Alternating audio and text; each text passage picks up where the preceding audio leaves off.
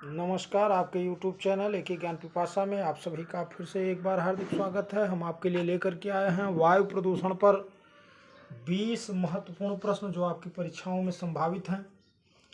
प्रश्न संख्या 1, कौन एक प्राथमिक वायु प्रदूषक है? ओजोन, SO2 यानी सल्फर डाइऑक्साइड, PAN यानी पराक्सी एसिटिल नाइट्रेट, स्मॉग। आप ध्यान दीजिएगा,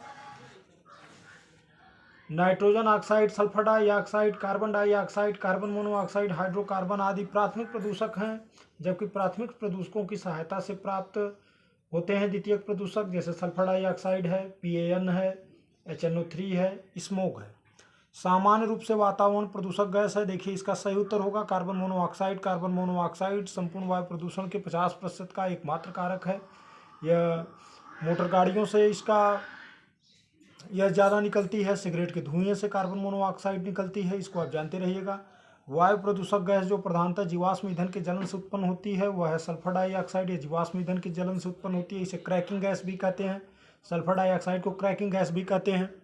आते हैं अगले प्रश्न पर। प्रश्न संख्या 4, वायु प्रदूषण के जैविक सूचक का कार्य करता है। वायु प्रदूषण के जैविक सूचक का कार्य लाइकेन करता है। यह शैवाल और कवक का संयोजन होता है लाइकेन। यह जैविक सूचक का कार्य करता है वायु प्रदूषण के लिए। 2 माइक्रोन से अधिक व्यास वाले प्रदूषकों को वायुमंडल से हटा सकती है। देखिए, वर्षा 2 माइक्रोन से अधिक व्यास वाले प्रदूषकों को वायुमंडल से हटा सकती है, लेकिन 2 माइक्रोन से कम वाले प्रदूषकों को यह हटा नहीं पाती। इंडोर वायु प्रदूषण का सबसे महत्वपूर्ण प्रदूषक है। प्रश्न संख्या 6, इसका सही उत्तर होगा carbon dioxide, sulphur dioxide, radon में से रेडान गैस। देखिए, जिन घरों में वेंटिलेशन की पर्याप्त सुविधा नहीं है वहाँ पर यह दिक्कत होती है। मृदा में से प्राकृतिक रूप से रेडान गैस निकलती रहती है, जो कार्सिनोजेनिक यानी कैंसर का कारक है। रेडान गैस यह वायु प्रदूषण का सबसे महत्वपूर्ण प्रदूषक है इंडोर में। 50 माइक्रोमीटर से कम आकार के सस्पेंडेड पार्टिकुलेट मैटर को पृथक किया जा सकता है। इसको देखिए, बैग फिल्टर से पृथक किया जा सकता है। ध्यान दीजिएगा, 50 माइक्रोमीटर से अधिक के आकार का रहेगा तो उसे साइक्लोन सेपरेटर, साइक्लोन कलेक्टर या साइक्लोन डिवाइडर से अलग किया जाता है। 50 माइक्रोमीटर से कम आकार का रहेगा तो उसे बैग फिल्टर से अलग किया जाएगा। भोपाल गैस त्रासदी हुई थी 86, 85, 83, 1984। ध्यान दीजिएगा, 2-3 दिसंबर 1984 की मध्य रात्रि को भोपाल में यूनियन कार्बाइड कंपनी में मेथिल आइसोसाइनेट, यह मेथिल आइसोसाइनेट का फार्मूला है CH3NCO, मेथिल आइसोसाइनेट का रिसाव हुआ था 2-3 दिसंबर 1984। भोपाल गैस त्रासदी की सही तिथि यही है, 2-3 दिसंबर 1984 की मध्यरात्रि। अगले प्रश्न पर आते हैं हम लोग। वर्षा के लिए उत्तरदायी है carbon dioxide, carbon monoxide, nitrous oxide व सल्फर डाइऑक्साइड। देखिए, इसका सही उत्तर है नाइट्रस ऑक्साइड व सल्फर डाइऑक्साइड। ये हम लोग वर्षा के लिए सर्वाधिक उत्तरदायी है। हमने आपको बताया सल्फर डाइऑक्साइड को क्रैकिंग गैस भी कहते हैं। सर्वाधिक अम्लीय वर्षा होती है चीन, नॉर्वे, जापान, भारत। देखिए, नॉर्वे और स्वीडन 2 ऐसे देश हैं जहां सर्वाधिक अम्लीय वर्षा होती है। अंतर्राष्ट्रीय अम्ल वर्षा सूचना केंद्र स्थापित किया गया है, यह इंग्लैंड के मैनचेस्टर में है। आते हैं अगले प्रश्न पर। जैविक वायु प्रदूषक है तांबा, रेडान, परागकण, कोयला। देखिए, जैविक वायु प्रदूषकों में परागकण आते हैं, कुछ कीट आते हैं, कवक हैं, जीवाणु हैं। यह जैविक वायु प्रदूषक हैं। तांबा, रेडान, कोयला जैविक वायु प्रदूषक नहीं है। जैविक वायु प्रदूषक में आएगा परागकण।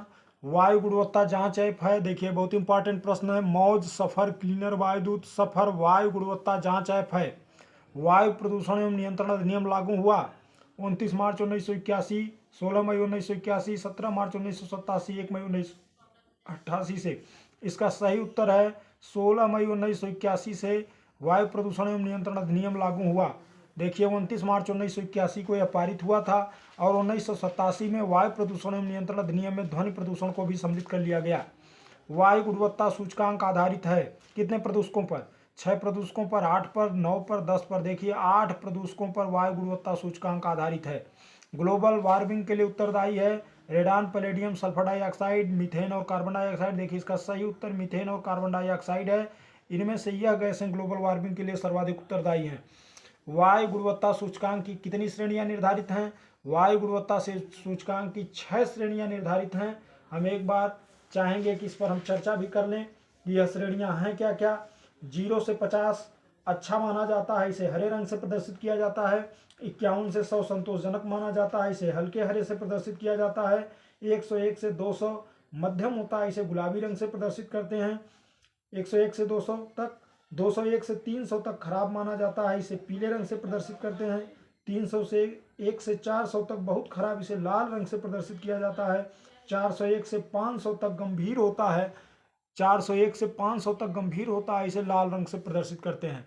प्रश्न संख्या 18 कैटालिटिक कन्वर्टर में प्रयुक्त होता है। देखिए कैटालिटिक कन्वर्टर में इनमें से प्लेटिनम या पैलेडियम का प्रयोग होता है।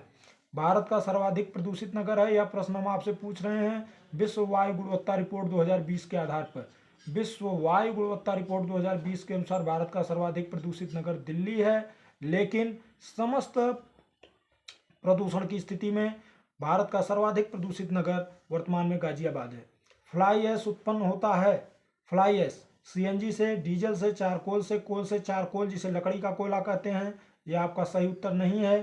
फ्लाई ऐश कोल से या पत्थर के कोयले से उत्पन्न होता है और इसका सर्वाधिक उत्पादन होता है ताप विद्युत संयंत्रों में। हमें उम्मीद है कि यह 20 प्रश्न आपके परीक्षा के लिए सहायक होंगे। वीडियो को लाइक करिए, सब्सक्राइब करिए चैनल को। इस वीडियो में बस इतना ही, मिलते हैं अगली वीडियो में। धन्यवाद।